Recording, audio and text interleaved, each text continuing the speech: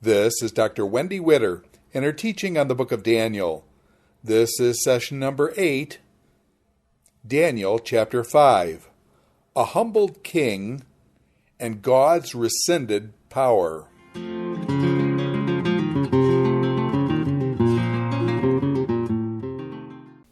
In this lecture, we are in Daniel chapter 5, which is about a humbled king and God's rescinded power. God takes away the power of that king. This is going to stand in contrast to the chapter we just did, which was Daniel 4, in which we had another king humbled, and yet God restored his power rather than taking it away. So in the chiasm of these Aramaic chapters, we've just concluded chapter 4. Here we're in chapter 5, which is the story of Belshazzar and the handwriting on the wall. So both of these chapters at the center of this structure are about proud human kings who are judged by God. Oops, did that wrong. But there's going to be a comparison and a contrast actually in this chapter between these two kings. This is considered another court story, and it's a court contest. And what we mean by that is the king has this troubling puzzle he can't resolve. His experts are unable to help him, and the foreign captive, Daniel, comes in before him and is able to do what his experts couldn't. So it fits that format, although, again, its purpose is not to highlight Daniel's great ability, but rather to highlight the God of Israel. The context for this chapter, historically speaking, is this chapter takes place on the last night of Babylon. It's the night that Babylon falls to the Persians. That happens in 539 BC. I'll just give you a brief version of the timeline here. Keep it short. So our kingdom divided here in 922. Northern kingdom, Israel, falls to Assyria in 722. Southern kingdom, Judah, with Jerusalem, falls to Babylon in 587, beginning this period of exile during which the book of Daniel is set. Exile officially ends in 539 when Cyrus the Persian defeats the Babylonians. So here we have the end of the Babylonian Empire and the beginning of the Persian Empire. And this particular chapter is set on the last night. This is more than 2 decades after the death of Nebuchadnezzar. So from chapter 4 at least to where we are in chapter 5 is at least 2 decades. The fall of Babylon is a well-documented historical event. It's a really big deal in the history books. Interestingly enough, it's not that important in Daniel 5. In fact, you only know it when you get to the end, and all it says is that very night Belshazzar, the Chaldean king, was killed. Darius the Mede received the kingdom, being about 62 years old. That's it. So the narrator doesn't care about the details of how this happened. What he is interested in is the why it happened, the theological reason in the biblical story behind the fall of Babylon. The character of Belshazzar was unknown to historians until about the 19th century when they uncovered some archival texts that finally mentioned this character. And we discovered that he was actually a co-regent. He was never the only king, the sole reigning king in Babylon. Let me just give you some genealogical information here. So we have Nebuchadnezzar, where we left off. We all know him by now. Nebuchadnezzar's reign ended in 562. He was succeeded by his son, Marduk.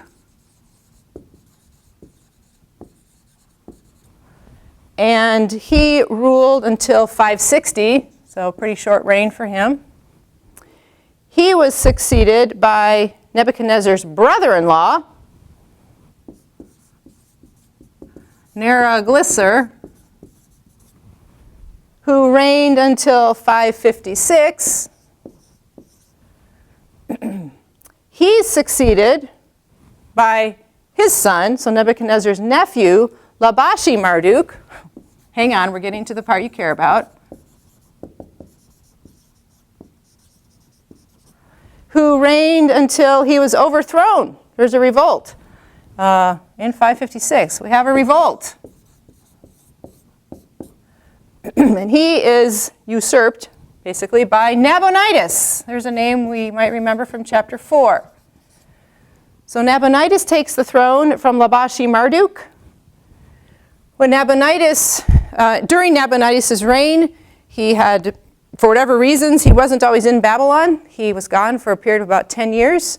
And whenever he was gone, his son, Belshazzar, was his co-regent and reigned in his stead. So this is, Nabonidus is the father, Belshazzar is the son. They're co-regents over Babylon in its declining days. But even though Belshazzar is just a co-regent, for all practical purposes, he's the king, right? He's the one who's in charge when Nabonidus is gone. It used to bother some critical scholars that Daniel, the book of Daniel refers to him as King Nebuchadnezzar, or King Belshazzar, when he wasn't technically king. But as far as the narrator is concerned, he's the king. He's the one in charge. He's the one who calls the shots when his father's out of town. One more thing before we read this story. I've just told you that Nabonidus and Belshazzar are father and son. When we get into chapter 5, we are going to hear repeatedly about a father-son relationship. But it's not this one. The father-son relationship that we're going to hear about is Nebuchadnezzar and Belshazzar. Nebuchadnezzar will be called the father. Belshazzar will be called the son. Well, biologically speaking, that's not true, right? However, in Semitic languages, this is okay for several reasons. He's a successor. And so in Semitic languages, Hebrew, Aramaic, you refer to somebody as the son of if he's a successor. Even if he's an illegitimate successor. This is the son of a usurper. He's not probably even related. It's possible his grandfather was married to possible. We don't know. He's possibly not even biologically related to Nebuchadnezzar. But he can be referred to as his son because he's a successor to the throne. We see this somewhere else in ancient Near Eastern documents. So Shalmaneser III defeated Jehu, son of Omri, in the narrative of, in 2 Kings 9 and 10 in the Bible, we learn the story. But Shalmaneser also has an inscription in which he says he received tribute from Jehu, son of Omri. Jehu was not the son of Omri. Jehu was a usurper who actually destroyed Omri's dynasty on his way to the throne. But in terms of Semitic languages, he's a successor, so he's the son. The more important question is why on earth the narrator does this. Why? It's not just once. He doesn't just introduce Belshazzar in that way. In fact, he doesn't even introduce Belshazzar. But he repeatedly comes to this father-son relationship. He cares about this relationship, father and son. And we'll talk about that as we go. It's key to, I think, what the narrator is trying to do in this chapter. All right, so let's get into the chapter. I'm going to read the first section, verses 1 through 4. King Belshazzar made a great feast for 1,000 of his lords and drank wine in front of the 1,000. Belshazzar, when he tasted the wine, commanded that the vessels of gold and silver that Nebuchadnezzar his father had taken out of the temple in Jerusalem, he commanded that they be brought, that the king and his lords, his wives and his concubines might drink from them. Then they brought in the golden vessels that had been taken out of the temple, the house of God in Jerusalem. And the king and his lords and his wives, his concubines, drank from them. They drank wine and praised the gods of gold and silver, bronze, iron, wood, and stone. All right, so this chapter opens with a new king. Suddenly we just have King Belshazzar. It doesn't tell us what happened to Nebuchadnezzar. He just disappears. We don't have a date formula. The narrator gives us no context except that Belshazzar is having a great feast. It is possible that the narrator starts the chapter this way because he wants to bring back something earlier to your memory. So here we have King Belshazzar made a great feast. If we back up just 2 chapters, we had King Nebuchadnezzar made an image of gold. It's exactly the same vocabulary usage, different name obviously for the king, and they made different things. One made a great statue, one made a great feast.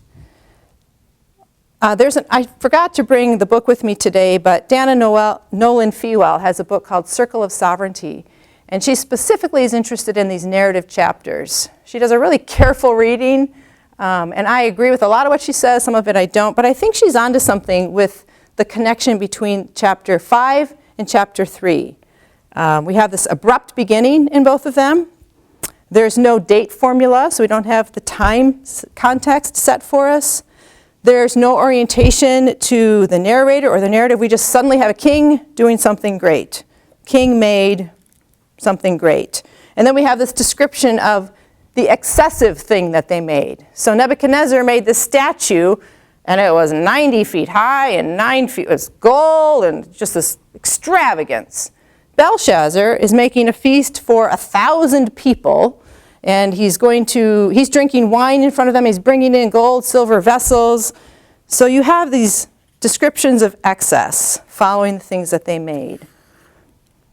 Nolan Fewell suggests that these similarities in structure are part of an invitation to compare these two kings. You have Nebuchadnezzar, you have Belshazzar. Let's hold both of these guys together and look at them together. And I think she's right, because as the chapter goes on, we care a lot about this father and son. What's the relationship between these two? Let's compare them, let's contrast them. Whatever exactly the narrator's motivation is for father-son, it seems like, or whatever exactly the motivation is for this, it seems that this father-son, seems that Belshazzar's offense is somehow related to the fact that he's the son of Nebuchadnezzar. What he does is so egregious in some respect because he's the son of Nebuchadnezzar. That's verse 1. Verses 2 and 3 are focused on these vessels. So Belshazzar's tasted some wine, and then he commands that vessels of gold and silver, which ones? That Nebuchadnezzar, his father, had taken out of the Jerusalem temple. So he wants those brought. Remember those vessels? We saw those first way back in the first verses of the book. Nebuchadnezzar besieged Jerusalem, and God gave Jehoiakim into his hand, along with some of the vessels of the temple. And what did Nebuchadnezzar do with those vessels? Exactly the right thing. He took them to the temple of his God in Babylon. He recognized that objects that were sacred to even a god that he had apparently defeated, those are sacred objects, they would belong to his God. So he treats them with the proper respect. These vessels are important, again, for the people of Israel, especially in the exile and the diaspora. They are quite possibly the only tangible object left that gives evidence of their covenant with God. The temple's gone, the city's been destroyed, but these vessels are safely tucked away in exile in Babylon, and God has promised through the prophet Jeremiah that he's going to return those vessels to his land at the right time. Part of the emphasis of the verses about the vessels here is whose vessels they are.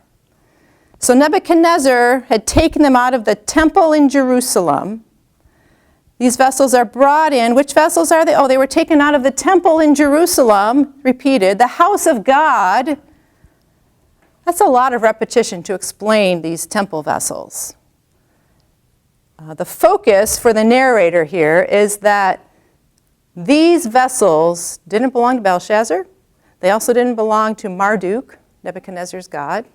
These were the vessels from the Jerusalem temple. By the way, that's the temple, that's the house of God in Jerusalem. So we get this repetition. Don't forget the importance of these vessels, whose vessels these are.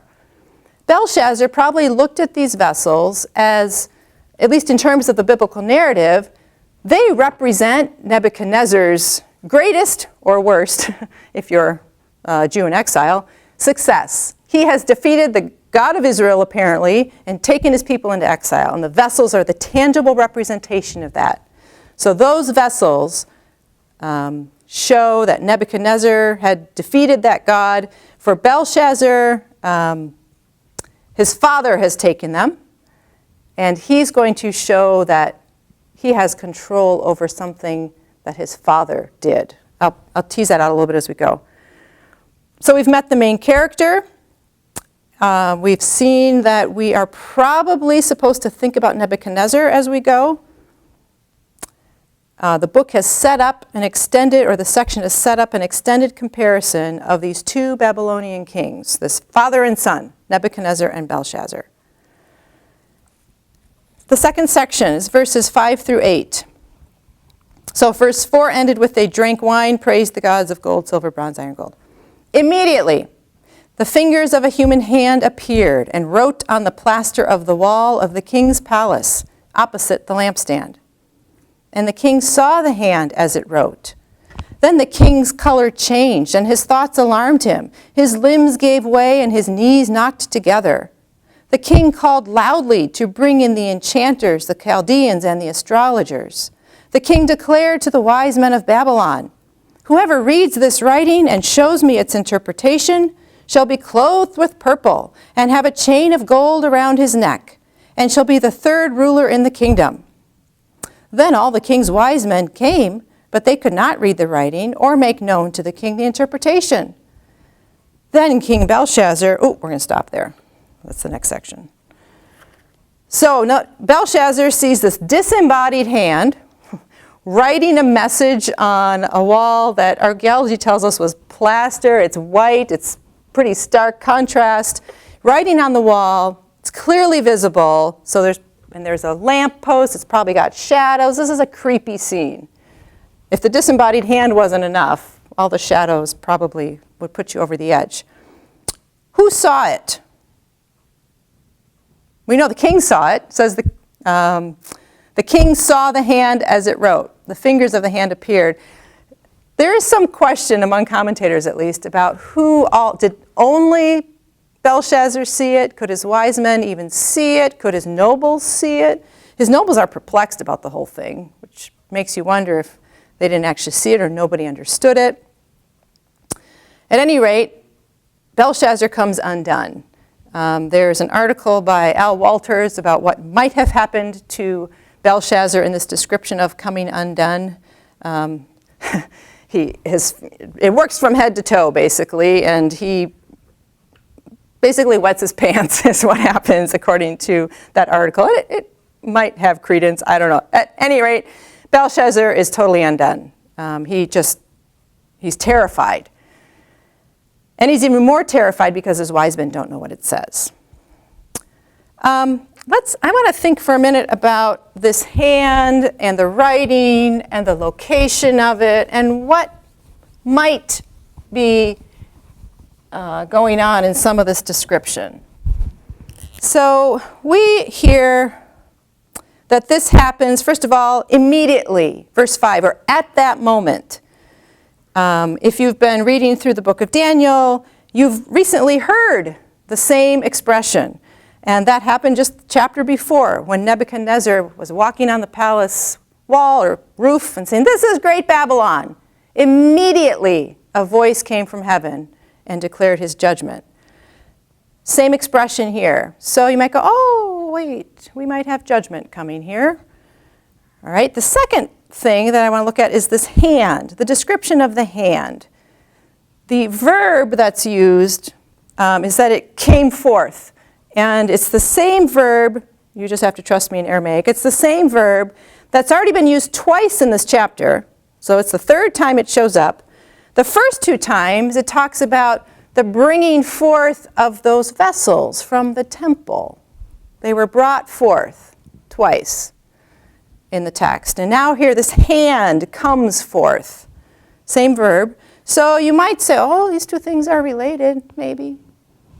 The vessels are brought forth. This hand comes forth. Perhaps the hand is response to what's been done to the vessels.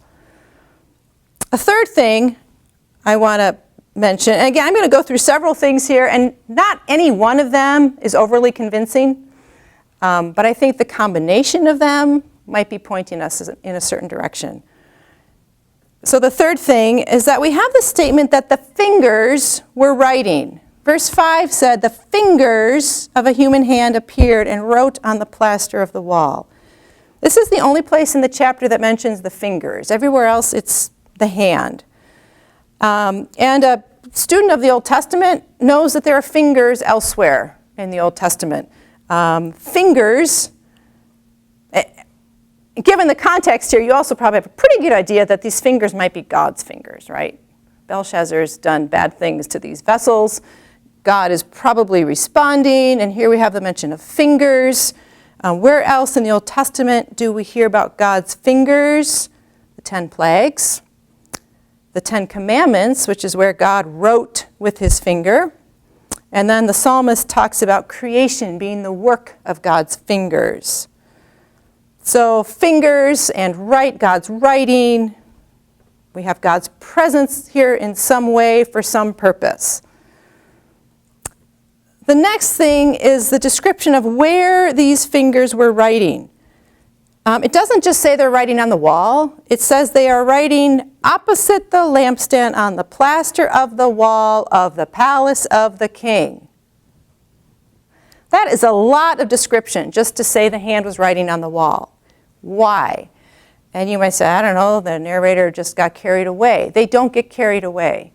Narrators anything in the biblical text is intentional, and narrators do not waste words. There is something intentional about the ways they craft their stories. Unlike us today, where words are all over the place, we write and publish and write and put stuff online. It's not like that. This is a different culture. They're writing on parchment, on scrolls. Words are precious, and they're going to be concise. They're only going to say what they need to say. So the narrator needed to say this. They're opposite the lampstand on the plaster of the wall of the palace of the king. Let's take that apart. It might be trying to highlight visibility. We're opposite a lampstand, right? That's fair. We want everyone can see it, or for sure the king can see it. It might be casting this eerie, mysterious sort of sense. But remember, God's vessels are being used here. These are God's vessels from the temple. They're specifically the gold vessels. The narrator told us that. The gold vessels were brought. There's only one place that gold vessels are used in the temple. That's in the holy place. Everything else outside of that is bronze or a lesser metal. Okay, gold is reserved for the sanctuary proper, where God's presence was. And those gold vessels were in a place that didn't have much furniture. There's a table of presence, has showbread on it. There's an altar for incense, and there's a lampstand. So in the sanctuary, in the temple in Jerusalem, if you're a good Jew, you know this, there is God's vessels are used in a holy place, God's gold vessels. The only things in that place are a lampstand, the table, and the altar of incense. That's it. And here we have God's gold vessels being brought into a context where there is a lampstand, and these the hand is writing opposite the lampstand.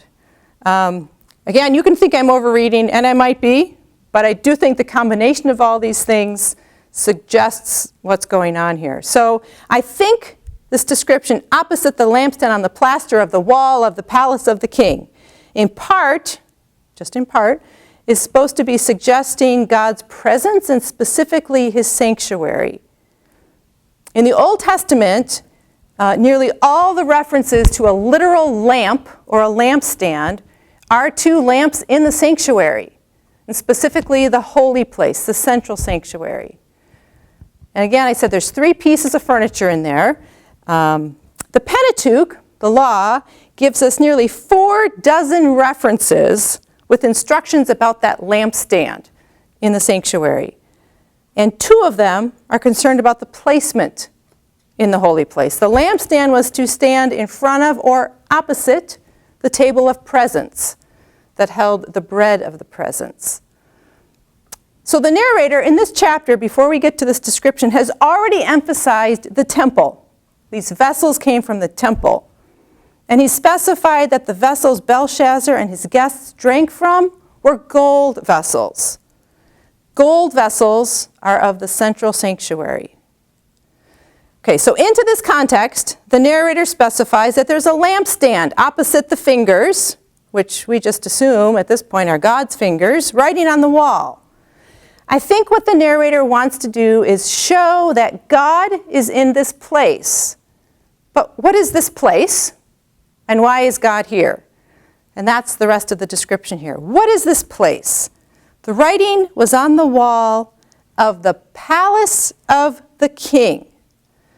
Now, that's superfluous information. Who's holding the feast? Belshazzar. You would just sort of assume it's in his palace. Besides, why would we care if it were somewhere else? Why do we include this information? This palace of the king. I think because the word that's translated palace there, which is, let's see if I can get it right, in Aramaic, Hekalah, it's translated palace. This word shows up twice before in the text.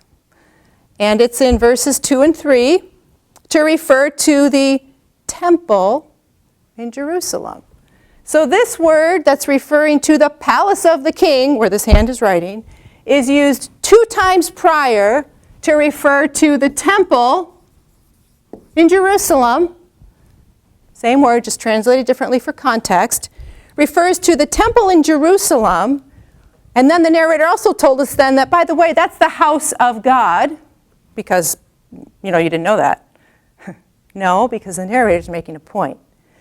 The vessels that Belshazzar has commandeered for his palace came from God's palace, which is God's house, and he has brought them to his palace, his house. And in bringing them, God has come to Belshazzar's house or palace.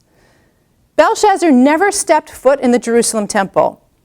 But he brought the God of the Jerusalem temple to his doorstep when he used those vessels. He had invaded God's territory. Those vessels were God's. And by doing that, he had challenged God's rule. God answered. God came into Belshazzar's territory. Those vessels came from God's house. Now God has shown up at Belshazzar's house. Not only has he shown up, he's taken control of it. The king is undone. And he's going to pass judgment on it. And that judgment that he passes is ultimately going to lead to the restoration of those vessels to their rightful place and God's people to their land. So that's a whole lot of different moving pieces. I could be wrong, but I don't think it's extra words that the narrator's including. I think there's a reason for him to say these fingers were writing opposite the lampstand on the plaster of the wall of the palace of the king. God has come to Belshazzar's house, and he has taken control of it.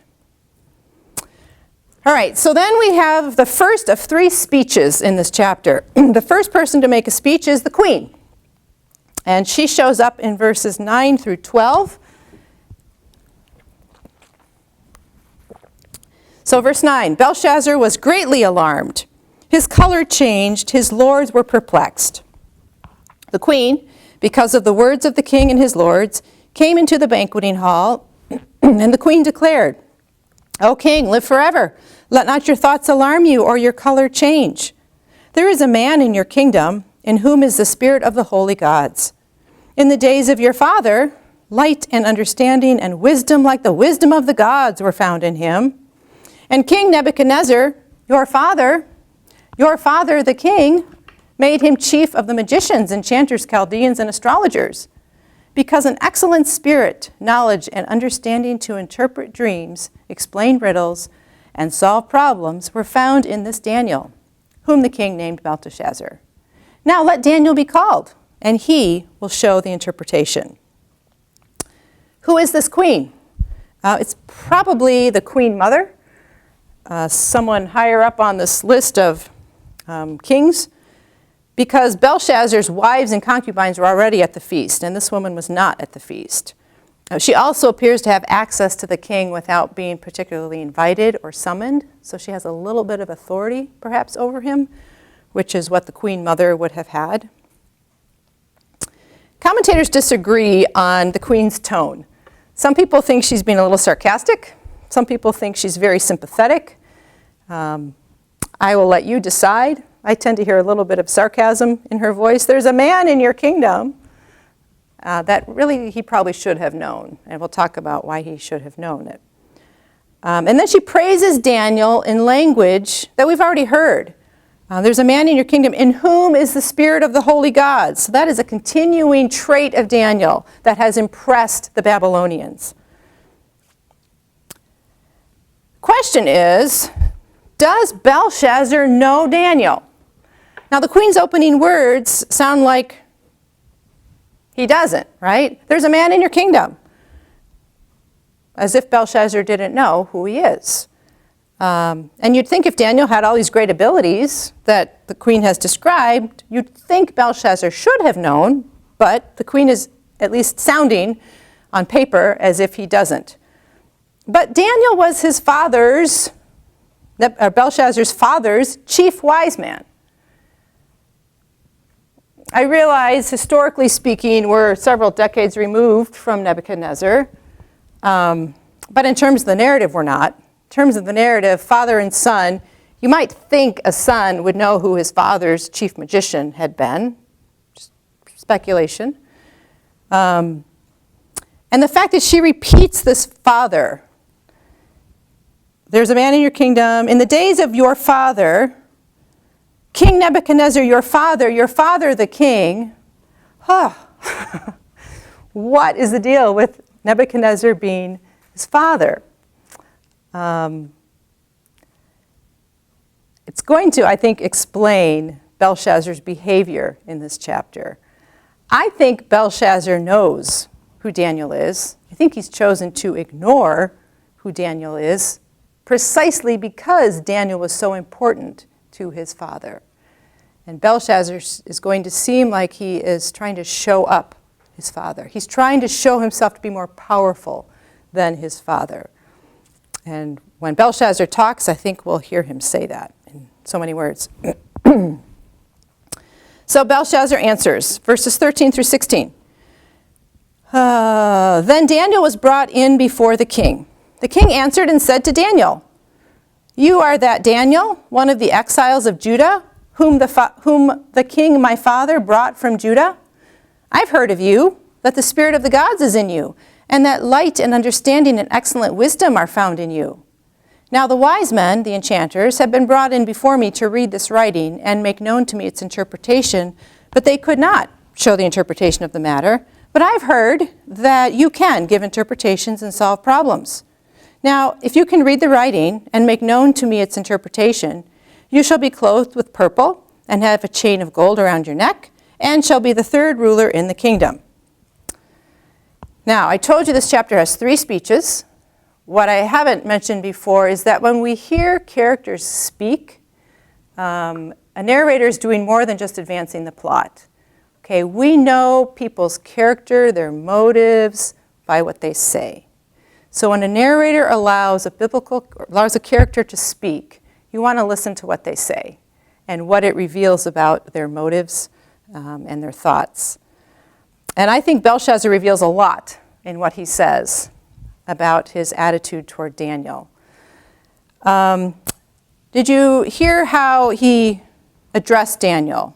"Are you Daniel, one of the exiles of Judah?" Did the queen say that? The queen did not say that. The queen simply said, "There's a man in your kingdom." She describes what he was like, and she said he was your father's chief magician. Now, why didn't Belshazzar say, "Are you Daniel, the one who is my father's chief magician?" He says, "Are you Daniel, one of the exiles of Judah?" Well, how would he know that? You could say, well, the queen used the name Daniel, which is his Hebrew name, which may have suggested he wasn't, okay, so maybe Belshazzar put the pieces together. I don't think so. I think Belshazzar knows who Daniel is. And then he also, are you one of the exiles of Judah, whom my father the king brought from Judah? Again, why does that matter where Daniel, he already said, did you come from Judah? Why does it matter that Nebuchadnezzar, his father, brought him? There's this obsession with the father.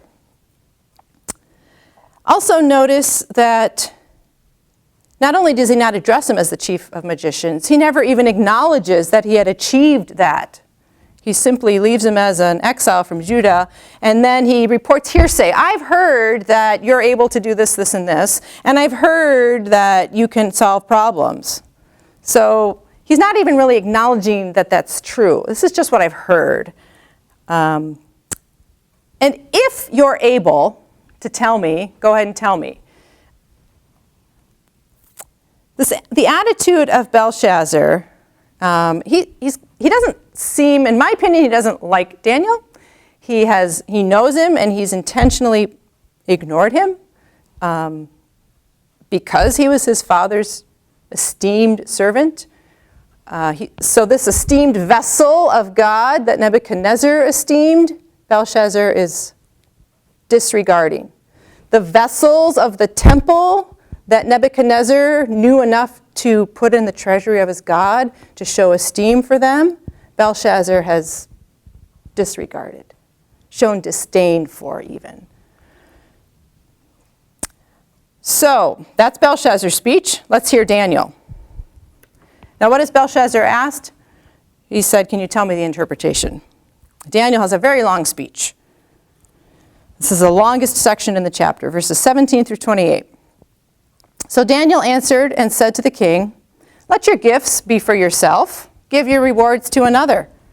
Nevertheless, I will read the writing to the king and make known to him the interpretation. O king, let me pause here. Daniel's just said he's going to read the writing, make the interpretation known. So you should expect me to now say what the writing said, right? Oh no. O king, the Most High God gave Nebuchadnezzar, your father, kingship and greatness and glory and majesty.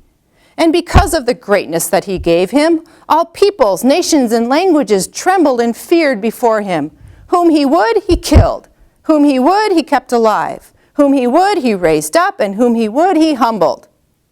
But when his heart was lifted up and his spirit was hardened, so that he dealt proudly, he was brought down from his kingly throne, and his glory was taken from him. He was driven from among the children of mankind, and his mind was made like that of a beast, and his dwelling was with the wild donkeys. He was fed grass like an ox, and his body was wet with the dew of heaven, until he knew that the Most High God rules over the kingdom of mankind and sets over it whom he will. Whew, we just had a long history lesson that Belshazzar did not ask for. Verse 22, and you, his son, Belshazzar, have not humbled your heart, though you knew all this.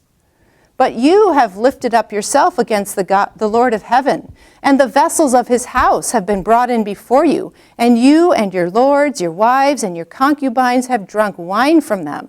And you have praised the gods of silver and gold, of bronze, iron, wood, and stone, which do not see or hear or know. But the God in whose hand is your breath, and whose ways are all your ways, you have not honored. Whew, we're still waiting for the reading and the interpretation. So we got a history lesson on Nebuchadnezzar. We got an indictment of Belshazzar. Now we're finally ready for Daniel to spill the beans. Verse 24. Then from his presence the hand was sent, and this writing was inscribed. And this is the writing. Mene, mene, tekel, parsin. This is the interpretation of the matter. Mene, God has numbered the days of your kingdom and brought it to an end. Tekel, you have been weighed in the balances and found wanting. Perez, your kingdom is divided and given to the Medes and Persians. So That's Daniel's reading and interpretation. He refuses the king's gifts, and some people think Daniel's being pretty terse and abrupt and rude to the king. Keep the gifts for yourself. He might be, but he's responding to Belshazzar really in the way that Belshazzar, I think, has treated him. And Belshazzar has disdained his God, has disdained his God's vessels, has disdained him. If Belshazzar's original greeting, "Are you one of the exiles?" was a put down, it kind of helps us understand Daniel's twist here. Daniel does not have time for this king. This king has no regard for God, for what is sacred, for his father and what was sacred to his father. And then we get this history lesson about Nebuchadnezzar. But the reason for the history lesson is to explain why Belshazzar's behavior was so egregious and therefore why he's being judged. So Daniel can't just come in and read the writing. It doesn't mean there's no explanation for it. The explanation for it is that you are a successor of a great king. Your father was a great king. And he was great because God made him so. And when he got to thinking he was just great on his own, God judged him. And Nebuchadnezzar repented and acknowledged his dependence and God's authority over him. That was your father. You, Belshazzar, you knew all this. You knew everything about Nebuchadnezzar. But you haven't humbled yourself. You have not learned the lesson of your father. Instead, you have mocked the God who holds your life in his hands. He is rebuking and indicting Belshazzar for his pride, because he learned nothing from Nebuchadnezzar. He exalted himself against the Lord of heaven by desecrating the temple vessels. He worshipped worthless idols with them, and he failed to honor the God who gave him power and held his life. So Belshazzar is not just proud, he's blatantly idolatrous, and he's blasphemous. So Daniel takes the opportunity to draw this contrast between these two human kings. It is interesting to think about their greatness. So Nebuchadnezzar was a great king because God made him so, but he was a great king. He's known as one of history's greatest kings for his accomplishments. Belshazzar, we didn't even know his name until the 19th century. He was a legitimate king. He is the stand-in son of a usurper who's done nothing except make this great drunken feast. Daniel doesn't explicitly say that, but I think the contrast is there. Nebuchadnezzar was a great king, and he acknowledged his greatness was from God. You're not even a great king, and you can't acknowledge anything about God. This is one place in Daniel where he acts a little more like a prophet than normal. He is indicting Belshazzar for his sin. So then Daniel deciphers the writing. And first of all, he identifies it as being, the hand as being an agent of God. This judgment, this message is from God. There are 4 words. Well, technically 3. Just one of them appears twice. And they're a bit of a riddle. So let's see if we can make some sense of what Daniel does.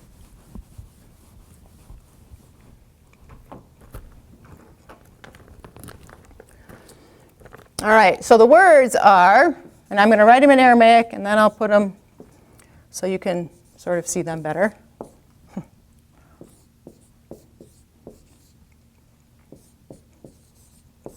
You need a little a language lesson here to make sense of what Daniel's doing.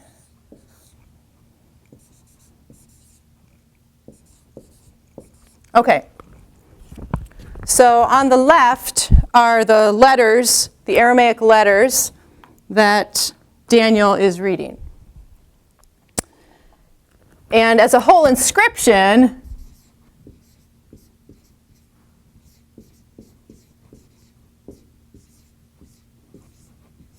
It would have looked like that, and possibly there wouldn't have been spaces here.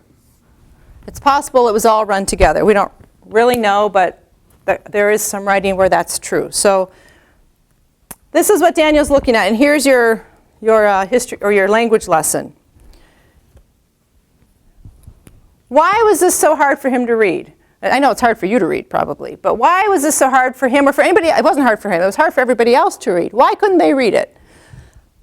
Let me take you through an example in English and see if you have trouble.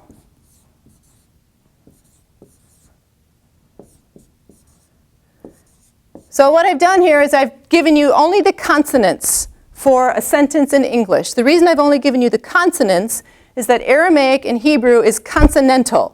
What you are looking at here are only the consonants. There are no vowels included. Now that doesn't mean the words don't have vowels. Of course they have vowels or you can't pronounce them.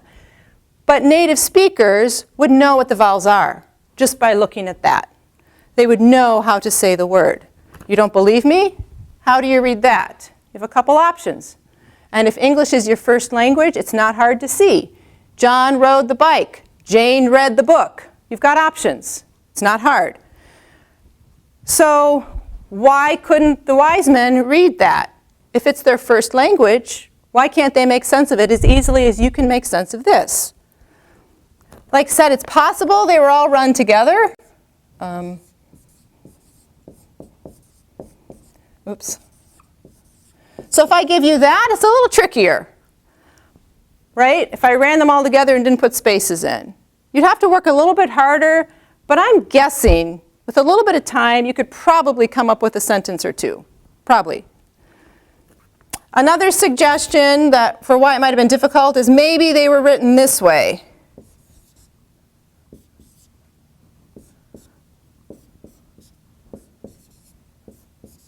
Maybe they were written on up and down. So then you're having to go, oh, John read the book. So you might look at this and, well, I don't know quite how to sort out that puzzle. So that's possible. Why the wise men couldn't read this, it doesn't tell us why they couldn't read it, but they couldn't read it.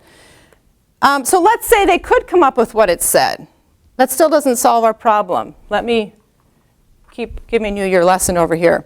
So in English, this isn't a direct comparison, but it's the best I can do between languages that are very different. In English, let's say I give you the noun scribe. Okay, scribe is your noun. In English, we can turn this into a verb by adding parts to it, right? You could say inscribe. You could say describe, right? It's got the same root word to which we've added things, and now we have verbs. Noun and verb, working with the same root, but adjusting things to create a different kind of word. Now, Hebrew isn't exactly analogous to this, but in Hebrew what we have, or Aramaic, I'm going to do Hebrew just to keep it simple. They have a system of words that is a root system. So they have 3-letter roots. So let me give you a Q, a D, and then that which is the sh sound. So we have a k, d, sh. This is a root, and it's a root that has to do with holiness, being holy, holy things. I'll tell you that much. Now, just those consonants, you can't do anything with it. You need vowels. And what happens is we do different vowels to create different kinds of words. So kodesh, notice the vowels, equals a noun, or is a noun that means holiness. This is a noun. This pattern of vowels used on a root typically creates a noun. If you want to make an adjective, then you could do kadesh, That's going to make an adjective for us, and then our word is going to be holy. If you want to make a verb, then you might use kadash. Oops, let's keep this. And that's to be holy.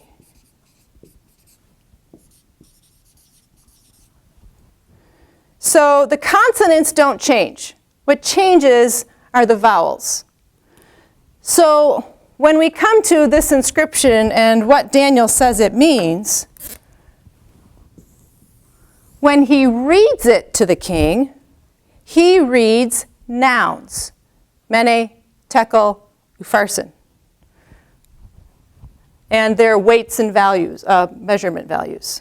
So it's kind of like saying quarter, nickel, dime. That doesn't mean anything, does it?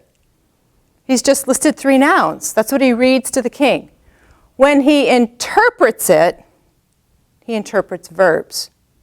So he says, Mene, tekel, Perez. The interpretation is, Mene, God has numbered the days of your kingdom and brought it to an end. Tekel, you've been weighed and found wanting. Your kingdom is divided. So that might help us understand the riddle aspect here. Why couldn't the wise men sort it out? If they're looking at this, they may have been able to come up with Mene, tekel, Upharsin. But then saying what that means is a different story.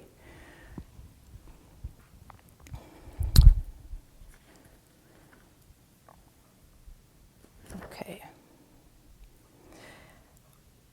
We know the meaning of the interpretation from what Daniel said, but we might wonder why these are the things chosen, why these words of value, these words of weights and measure, why value words, coins, evaluation, assessment, why use them? Why did God choose to use those words in the context of Belshazzar's feast and blasphemy? And Nolan Fewell, the woman who wrote the book I was referring to that I forgot to bring for you, she argues that the choice of these words and the imagery behind them suggests that the issue of the whole chapter in Belshazzar's offense is value. The problem of value or failure to value has been at the crux of the whole story. The narrator has used Belshazzar's actions and Daniel's words to portray a king who did not value the example of his father. He didn't value the sacred vessels of the temple. He didn't value his father's esteemed chief magician.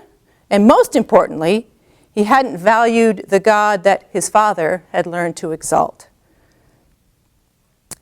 The chapter ends with Belshazzar's power and kingdom actually being taken away. Verses 29 through 31. Then Belshazzar gave the command, and Daniel was clothed with purple. A chain of gold was put around his neck. A proclamation was made about him that he should be the 3rd ruler in the kingdom. That very night, Belshazzar, the Chaldean king, was killed. Darius the Mede received the kingdom, being about 62 years old. All right, it's a short section. We've got a couple things to cover in this section. The king rewards Daniel, even though he said he didn't want the reward. That troubles some people, but given what the prophecy has been here, does it matter? I mean, Daniel's just said your kingdom's going to fall. Whatever rewards Belshazzar gives are going to be worthless. But the king rewards him anyway. We don't hear Belshazzar's response to this interpretation. We don't know what he thinks. He doesn't say anything. He just rewards Daniel. So historical sources tell us that Babylon fell without a battle, and I'll let you refer to historical sources for how that all happened. The biblical narrator doesn't care. All he cares about here is that Belshazzar, the Chaldean king, was killed that very night. This judgment was instant. And Darius the Mede received the kingdom at about 62 years old. The identity of Darius the Mede is a tricky issue. We will come back to it in the next lecture when Darius is more of a main character here. He's just introduced. Why do we have the specification that Belshazzar, the Chaldean king, was killed and Darius the Mede received the kingdom? I think that the narrator is trying to highlight God's sovereignty over kingdoms. He raises kings up, takes them down. So we have just transferred kingdoms from Chaldea, and now we have Media, Persia. That gets kind of messy. God raises up and takes down kings. So we have the highlight of God's sovereignty. Why do we care about this Median king? History will tell us that Cyrus the Persian is the one who conquered Babylon. And here we have Darius the Mede. Again, we'll come back to Darius in a second, but why this emphasis on the Median king? Why does Babylon have to fall to the Medes? That's actually a fulfillment of prophecy. Isaiah and Jeremiah had both prophesied that God would ultimately punish Babylon by bringing in the Medes. So the narrator wants to demonstrate that biblical prophecy has been fulfilled. And when we discuss Darius the Mede, I will flesh that out a little bit more. The curious thing about Darius the Mede here is this comment that he's about 62 years old. Usually you use the description about for a round number. Like, why wouldn't you say he's about 60? Saying about 62 is actually exact, right? Some commentators say, well, that's just showing that he's at an advanced age, at least for that day, and so he's not going to rule very long before the narrative moves on to Cyrus. Well, that doesn't answer it for me, because why not just say he's about 60? Does 2 years make that much difference? I think that the narrator is trying to make a specific point, and since Darius is close enough to 62, whatever age he actually was, the narrator can say he was about 62, and here's why we care about 62. Well, at least if you solve the puzzle, according to the narrator, then you can figure out what 62 is. So the specific number of 62 helps the narrator make a point. And here's the point that this is not my unique argument. I think Carol Newsom in her OTL commentary is where I first saw this, I think. The inscription was a mina, a shekel, and 2 half shekels. A mina is worth 60 shekels. There are 2 different ones, and one's worth 50. We're going with the one that's worth 60. A shekel, obviously, is worth 1 shekel. And plural of that perez, so a half shekel and a half shekel equals 1 shekel.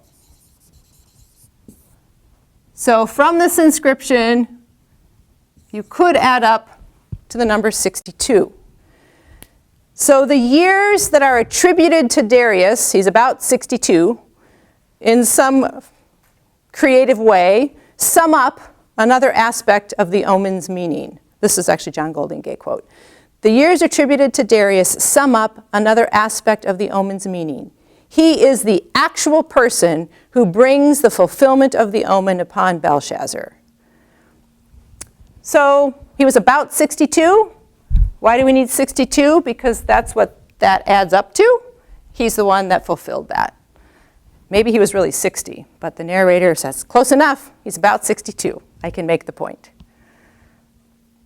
What's the place of this chapter in the book of Daniel? Well, first of all, these vessels are important. The vessels matter. They matter in the book. Whose vessels are they? From chapter 1, these are God's vessels, and he gave them into the hand of Nebuchadnezzar. And in chapter 5, Belshazzar takes them, and God judges Belshazzar for it. We also have the transition of kingdoms. History is marching along just as God said it would, just the way he said it would. I think another thing that is significant in this chapter that we won't really recognize until we get a couple chapters farther is that Belshazzar serves as a prototype. So remember, Belshazzar is a contrast to Nebuchadnezzar. Nebuchadnezzar was a great king who acknowledged God as the source of his power and greatness. Belshazzar is a blasphemous, defiant king who shakes his fist at Israel's God, thumbs his nose even. He's the book's first glimpse of a blasphemous, defiant king who's judged by God. When we get to Daniel's apocalyptic visions, They will be set in the year of Belshazzar, first year and third year of Belshazzar. And they will visualize for Daniel kings that actually almost make Belshazzar look good. So Belshazzar is the first king who's horrible in the book of Daniel. His successors will just amplify that. So he's an important literary character, but again, you don't know that until you get a little further in. So I think that's the significance of this chapter in the book.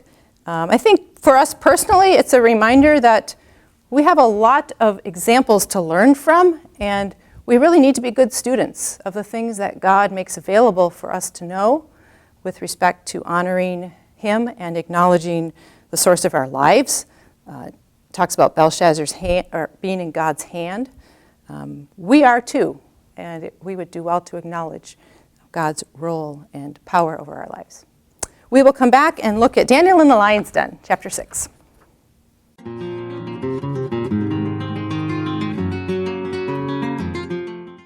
This is Dr. Wendy Widder and her teaching on the book of Daniel. This is session number 8, Daniel chapter 5, A Humbled King and God's Rescinded Power.